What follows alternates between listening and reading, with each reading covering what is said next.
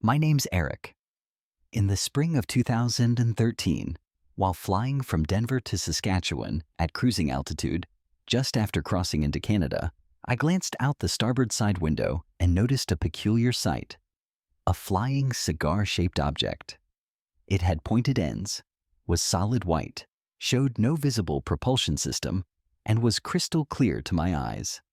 It moved opposite our direction, seemingly at the same altitude, and passed by in an instant, maybe at 700 to 800 mph.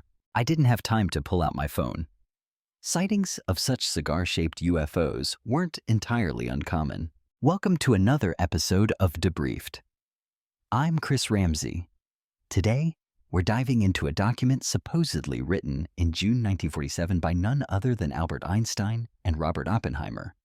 The document, titled Relationships with Inhabitants of Celestial Bodies, predates the Roswell incident by a month and may have been a response to the UFO wave sparked by Kenneth Arnold's June 24, 1947 sightings, the origin of the term flying saucer.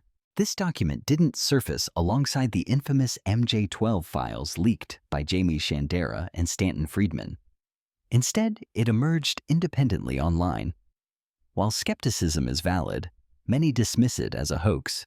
Here at Area 52, we like to entertain such material and explore it as if it were real, because belief can often obstruct compelling stories. Many of you followed the LERTA files, and I appreciate the support.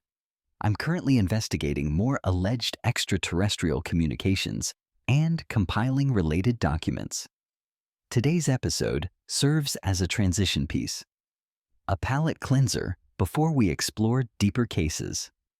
This particular document explores potential legal, political, and philosophical implications of alien contact.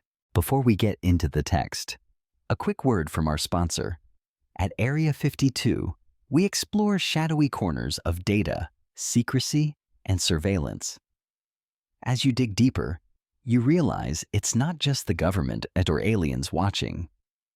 Data brokers are quietly collecting everything about you. That's why I use Incogn, a tool that forces brokers to delete your personal data entirely. Visit incogn.com Area 52 and use code AREA52 for 60% off. Now, let's get into it. Einstein's curiosity about extraterrestrial life was already public as early as 1920.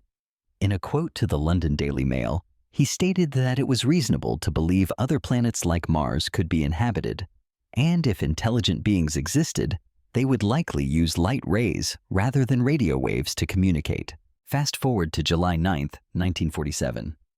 The Irish Times reported the U.S. War Department had no information on the Roswell flying saucer. When contacted, Einstein gave no comment. Contrasts that with a 1952 letter Einstein wrote to Reverend Lewis A. Gardner in response to UFO questions. Those people have seen something. What it is, I do not know, and I am not curious to know. It's strange for someone with Einstein's scientific mind to brush off the subject entirely, making one wonder whether he was involved or discouraged from speaking out. That same year, radio host Frank Edwards claimed Einstein warned President Truman not to engage UFOs aggressively. Reportedly, Einstein advised, "Anyone who can cross millions of miles of space can take care of themselves when they get here. Don't start something you can't finish." Dr. Shirley Wright, who studied under Einstein, claimed she accompanied him to the Roswell crash site. She said they saw alien bodies, 8 deceased, 1 living, and even had a brief exchange with the surviving entity.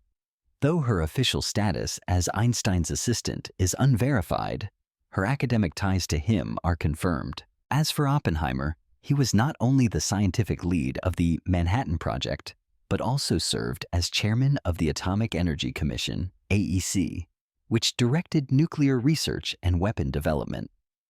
The AEC transitioned nuclear responsibilities from government to private contractors, allowing classified research to remain in private hands. Eleanor Roosevelt even contacted Oppenheimer in 1950 after receiving UFO-related material from a fringe group. Oppenheimer's response denied any knowledge of the group and expressed skepticism.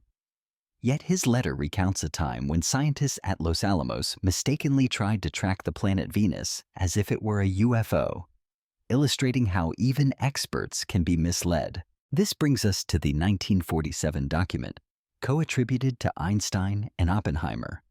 It hypothesizes that international law as it stood would be inadequate to address relationships with extraterrestrial beings. The document proposes a new framework, potentially called Law Among Planetary Peoples. It suggests that if aliens are intelligent and culturally developed, they should be considered sovereign entities and have the right to peaceful relations. Communication and mutual understanding would be foundational. However, if hostile, Earth would retain the right to self-defense, within reason. The text also speculates that a human-like species may have developed independently on another celestial body. If such a group exists, we'd need to consider the implications of interacting or coexisting with them.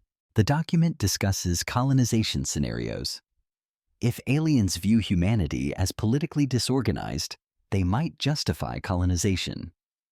It warns of the dangers of divided sovereignty or unregulated exploitation, and instead proposes peaceful treaties, ensuring cultural preservation and privacy. The document closes by connecting the appearance of UFOs to nuclear weapons testing.